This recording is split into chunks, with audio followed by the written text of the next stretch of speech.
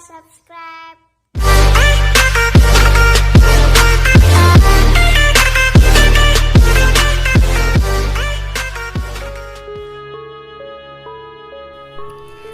Biografi Sayyid Sulaiman Mojo Agung Jombang. Sekitar pertengahan abad ke-16 Masehi, tersebutlah seorang pemuda gagah berdarah Arab di tepi barat Pulau Jawa. Selama beberapa bulan ia berlayar dari kampung halamannya di negara Yaman. Saat itu memang sedang gencar-gencarnya orang Arab berimigrasi ke tanah Jawa, dan salah satunya adalah kakek Mbah Sayyid Sulaiman, tokoh yang disebut di awal tulisan ini. Orang-orang Arab ini datang dengan maksud bermacam-macam. Ada yang berdakwah untuk menyebarkan agama Islam, ada pula yang berniaga seraya berdakwah. Pemuda itu bernama Abdurrahman. Ia adalah seorang sayyid keturunan Rasulullah yang bergelar Ba Syaiban. Ba Syaiban adalah gelar warga Habib keturunan Sayyid Abu Bakar Syaiban, seorang ulama terkemuka di Torim Hadramaut yang terkenal alim dan sakti. Dalam masa perantauannya ke Nusantara, tepatnya di Pulau Jawa, Sayyid Abdurrahman memilih bertempat tinggal di Cirebon. Beberapa waktu kemudian ia mempersunting putri Maulana Sultan Hasanuddin sekitar kurang lebih 1570 Masehi. Putri bangsawan itu juga masih keturunan Rasulullah. Ia bernama Syarifah Khadijah, cucu Raden Syarif Hidayatullah atau Sunan Gunung Jati. Dari pasangan ini lahir 3 orang putra, yaitu Sayyid Sulaiman, Sayyid Abdurrahim atau terkenal dengan sebutan Mbah Arif Segoropuro Pasuruan, dan Sayyid Abdul Karim. Mewarisi ketekunan leluhurnya dalam berdakwah, keluarga ini berjuang keras menyebarkan Islam di Jawa, tak jauh dengan apa yang telah dilakukan oleh Syarif Hidayatullah atau Sunan Gunung Jati di Cirebon. Pengaruh dan ketekunan mereka dalam berdakwah membuat penjajah Belanda khawatir. Maka ketika menginjak dewasa, Sayyid Sulaiman dibuang oleh mereka. Putra sulung Sayyid Abdurrahman ini kemudian tinggal di Krapyak, Pekalongan, Jawa Tengah. Di Pekalongan beliau menikah dan mempunyai beberapa orang putra. 4 diantaranya laki-laki, yaitu Hasan, Abdul Wahab, Muhammad Bakir, dan Ali Akbar. Dari Pekalongan, Sayyid Sulaiman berkelana lagi. Kali ini Solo, Surakarta menjadi tempat tujuan. Selama tinggal di Solo, beliau terkenal sakti. Kesaktiannya yang sudah masyhur itu mengundang rasa iri seorang raja dari Mataram. Sang raja ingin membuktikan kesaktian Sayyid, maka diundanglah Sayyid ke keraton. Saat itu di istana sedang berlangsung pesta pernikahan putri bungsu sang raja. Sayyid Sulaiman dipanggil menghadap untuk memeriahkan pesta pernikahan putri bungsunya ini. Raja meminta agar Sayyid memperagakan pertunjukan yang tak pernah diperagakan oleh siapapun. Sulaiman, Anda ini orang sakti. Kalau benar-benar sakti, saya minta tolong buatkan pertunjukan yang tidak umum, yang belum pernah disaksikan oleh orang-orang sini, pinta Raja Mataram kepada Sayyid dengan nada menghina. Mendengar permintaan raja yang sinis itu, Sayyid meminta pada raja untuk meletakkan bambu di alas meja. Sembari berpesan untuk ditunggu, Sayyid Sulaiman lalu pergi ke arah timur. Masyarakat sekitar keraton menunggu kedatangan Sayyid demikian lama. Namun Sayyid belum juga datang. Raja Mataram hilang kesabaran. Ia marah. Ia membanting bambu di atas meja itu hingga hancur berkeping-keping. Sesuatu yang ajaib terjadi. Kepingan bambu-bambu itu menjelma menjadi hewan yang bermacam-macam. Raja Mataram tersentak melihat keajaiban ini. Barulah ia mengakui kesaktian Sayyid Sulaiman. Raja Mataram kemudian menitahkan beberapa prajuritnya untuk mencari Sayyid Sulaiman. Sedang hewan-hewan jelmaan bambu itu terus dipelihara.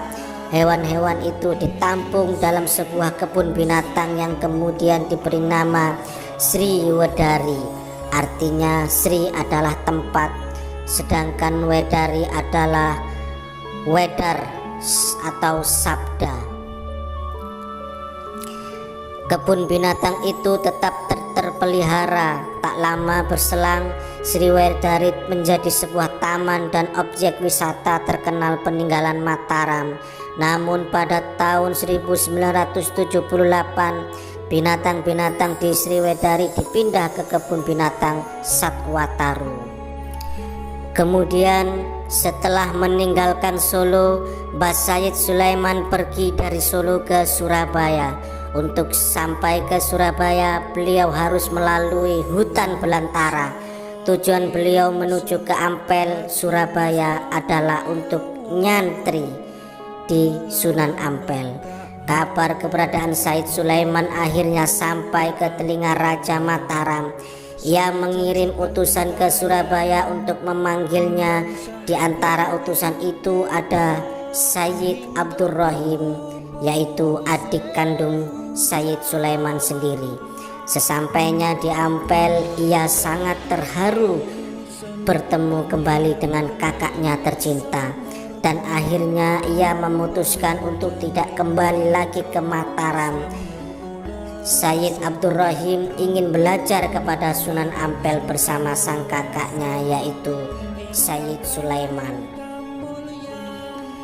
Setelah nyantri di Ampel, kakak beradik ini pergi ke Pasuruan untuk nyantri pada Mbah Soleh Semendi di Segoropuro.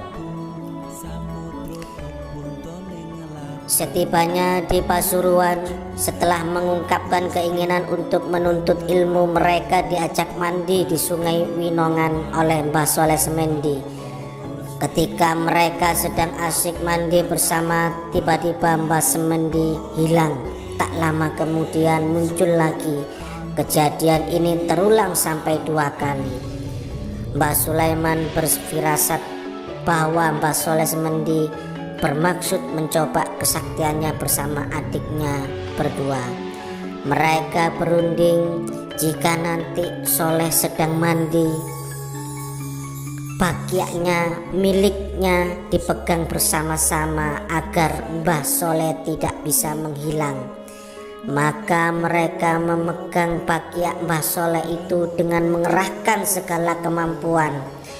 Demikian pula Mbah Soleh, tapi Mbah Soleh Semendi tidak bisa menghilang. Akhirnya ia tahu bahwa ia tidak bisa menghilang sebab bagiannya dipegang oleh Sayyid Sulaiman dan Sayyid Abdurrahim. Jangan begitu, lepaskan sandal saya, pinta Mbah Soleh. Setelah kejadian itu, Mbah Soleh mengakui akan kesaktian 2 bersaudara itu. Banyak kisah-kisah luar biasa yang terjadi antara Sayyid Sulaiman dan Mbah Soleh. Di antaranya pada suatu hari Mbah Soleh hendak bepergian. Sebelum pergi, beliau berpesan kepada semua santrinya agar halaman dibersihkan selama kepergiannya. Maka saat beliau berangkat pergi, semua santri Mbah Soleh melaksanakan kerja bakti. Sayyid Sulaiman dan Sayyid Abdurrahim turut serta bersama mereka. Lagi-lagi Sayyid Sulaiman membuat keajaiban. Ia mencabuti pohon-pohon besar hingga bersih total. Setibanya bepergian, Mbah Soleh kaget melihat pohon-pohon besar yang dicabuti sangat bersih sekali. Setelah tahu bahwa yang mencabuti adalah Sayyid Sulaiman, Mbah Soleh memerintahkan agar pohon-pohon itu dikembalikan seperti semula. Subhanallah, dengan izin Allah, pohon-pohon tersebut dapat dikembalikan lagi oleh Mbah Said. Sejak kejadian itu, berita tentang kesaktian Mbah Said Sulaiman tersiar dari mulut ke mulut ke seluruh penjuru Pasuruan. Setelah mondok di Mbah Soleh, Said Sulaiman tinggal di Kanigoro, Pasuruan, sehingga beliau mendapat julukan Pangeran Kanigoro. Saat itu beliau sempat menjadi penasehat Untung Suropati. Untung Suropati adalah tokoh terkemuka Pasuruan. Ia tercatat sebagai pahlawan yang berjasa mengusir penjajah Belanda dari Nusantara di Pasuruan. Berita tentang kesaktian Said Sulaiman juga terdengar oleh Raja Keraton Pasuruan. Raja Pasuruan ini tidak percaya tentang kesaktiannya. Ia seringkali melecehkan kesaktian Mbah Said sampai suatu ketika putri keraton yang sedang berjalan-jalan keliling kota hilang. Kusir dan kereta kuda yang dipakai oleh sang putri juga ikut raib. Sang raja menjadi sedih bermuram durja. Diadakanlah sayembara. Bagi yang menemukan sang putri akan mendapat hadiah yang amat besar. Tapi malang, tidak ada satu orang pun yang berhasil menemukan sang putri. Sang putri seperti lenyap di telan bumi. Hati raja semakin bersedih dan putus asa. Akhirnya ia meminta bantuan kepada Said Sulaiman yang sebelumnya sering ia hina. Di hadapan sang raja, Mbah Sulaiman memasukkan tangannya ke dalam saku. Tak berapa lama kemudian, beliau melemparkan sesuatu dari dalam sakunya ke halaman. Luar biasa, dengan izin Allah, sang putri muncul bersama kereta dan kusirnya di halaman keraton. Konon ia dibawa lari jin ke alam gaib. Melihat putrinya kembali, hati raja berbunga-bunga. Ia gembira alang kepalang dan meminta agar Said Sulaiman menikahi putrinya itu sebagai tanda ucapan terima kasih atas jasanya. Namun Mbah Said menolak. Beliau memilih kembali ke Kanigoro. Tak lama kemudian Said Sulaiman diambil menantu oleh gurunya yang notabene pamannya sendiri, Mbah Soleh Semendi. Semula beliau menolak, tetapi akhirnya beliau menerima permintaan gurunya itu, yaitu Mbah Semendi. Beliau menikahi putri Mbah Soleh Semendi yang kedua, sedangkan adiknya Mbah Abdurrahim mempersunting putri Mbah Soleh Semendi yang pertama. Kakaknya istri Mbah Sulaiman, Mbah Abdurrahim, tinggal di Segoropuro, Pasuruan sampai meninggal dunia. Orang-orang mengenalnya dengan panggilan Mbah Arif Segoropuro. Sedangkan Mbah Abdul Karim, adik Said Sulaiman yang kedua, wafat di Surabaya dan dimakamkan di komplek pemakaman Sunan Ampel. Selain beristri putri Mbah Soleh, Said Sulaiman juga mempunyai istri dari Malang. Dari istrinya yang Malang ini beliau mempunyai putra. Setelah hari pernikahan, Mbah Sulaiman kembali ke Cirebon, tempat di mana ia lahir dan menghabiskan masa anak-anaknya bersama ayah dan ibu tercinta.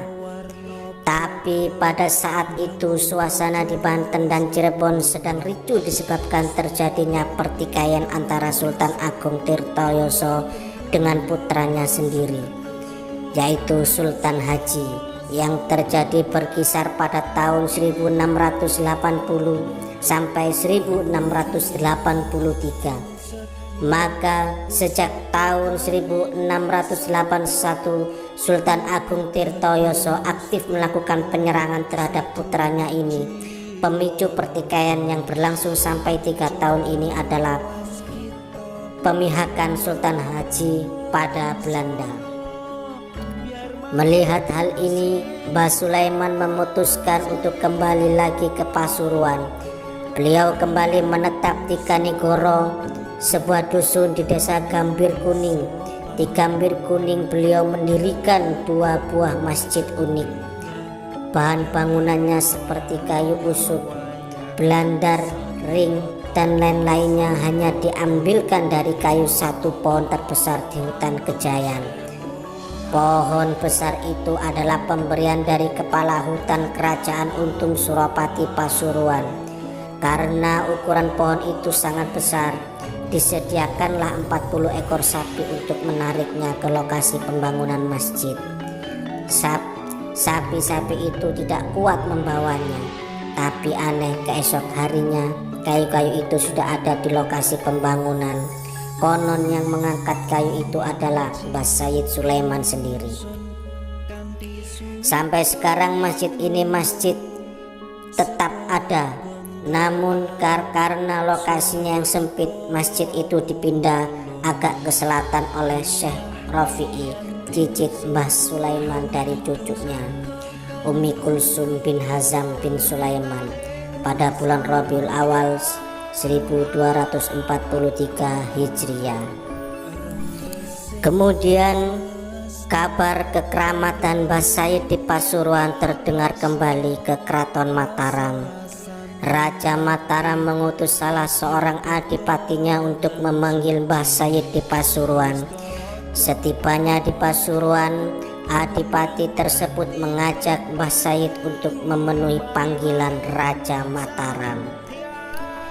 Ketika pergi ke Solo untuk memenuhi panggilan raja, Mbah Sulaiman tidak sampai ke Solo. Beliau jatuh sakit di tengah perjalanan, tepatnya di Kampung Betek, Mojoagung. Selama masa sakitnya, beliau dirawat oleh seorang kiai bernama Raden Mbah Alif sampai beliau memenuhi panggilan Tuhan. Selama berada di Mojoagung dalam rawatan Raden Mbah Alif, Mbah Sayyid Sulaiman berdoa kepada Tuhan kalau pertemuannya dengan Raja Solo dianggap baik dan bermanfaat, maka beliau memohon agar dipertemukan. Tapi jika tidak, maka beliau minta lebih baik wafat di tempat itu. Akhirnya permintaan yang kedua dikabulkan oleh Allah. Beliau tidak sampai bertemu dengan Raja Mataram dan wafat di Mojoagung.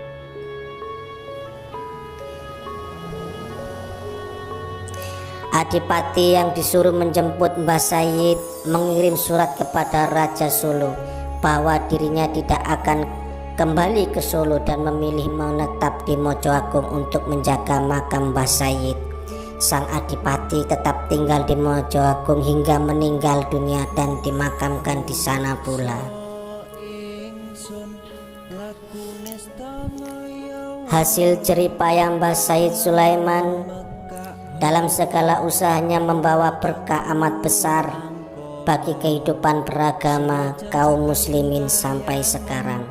Perjuangannya mendirikan pesantren, melawan dan bergelut dengan tantangan telah menorehkan napak tilas terciptanya apa yang kini kerap disebut dengan kentalnya moralitas agamis dan budaya pesantren. Beliau berjasa mendirikan pondok pesantren Sidogiri Pasuruan, juga menurunkan pewaris-pewaris perjuangannya.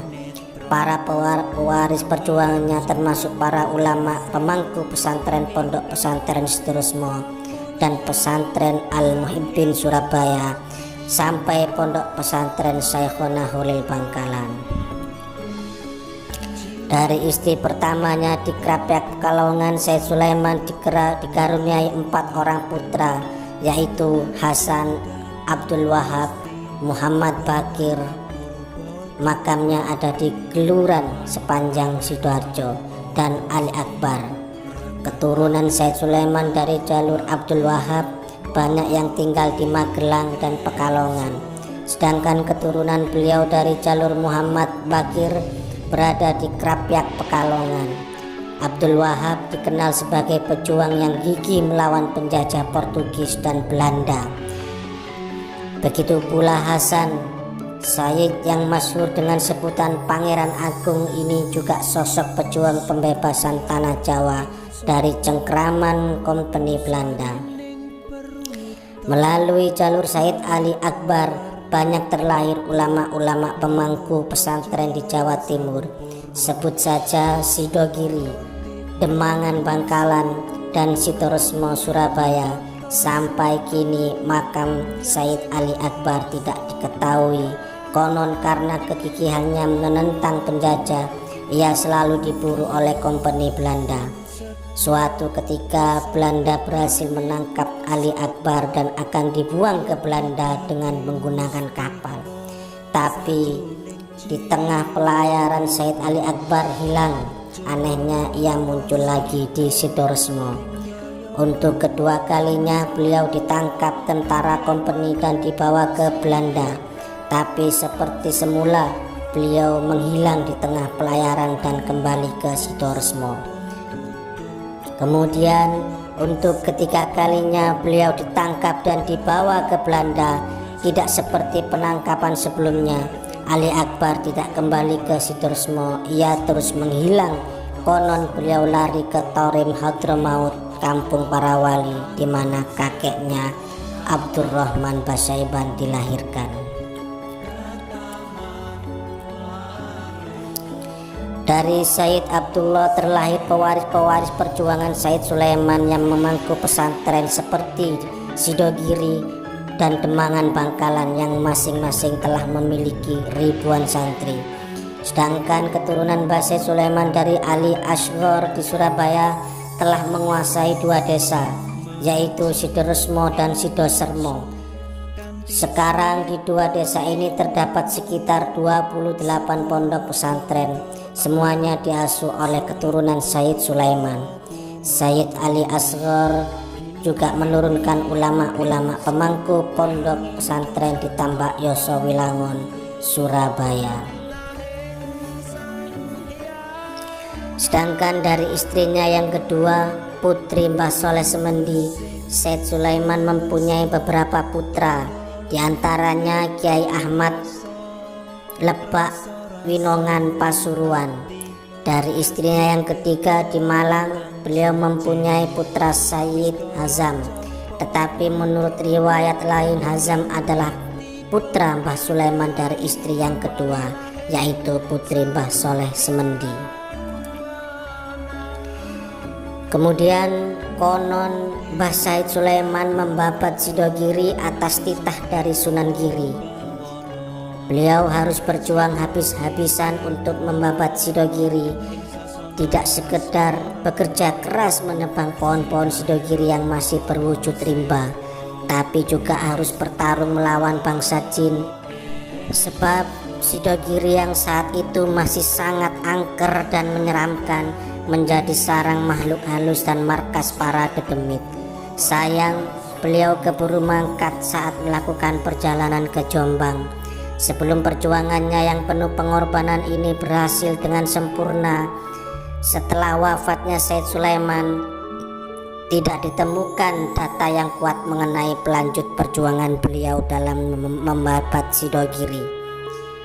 Jejak sejarahnya hilang dan baru tercatat sejak periode Kiai Aminullah. Kiai Aminullah adalah seorang santri yang berasal dari Bawean. Menurut satu riwayat, beliau menikah dengan Nyai Masturah binti Rafi'i bin Ummi Kulsum bin Hazam bin Said Sulaiman. Bersama Nyai Masturah, Kiai Aminullah menetap di Sidogiri. Namun menurut riwayat yang masyhur di kalangan keluarga Sidogiri, berdasarkan catatan silsilah, Kiai Aminullah menikah dengan Nyai Indah binti Sayyid Sulaiman.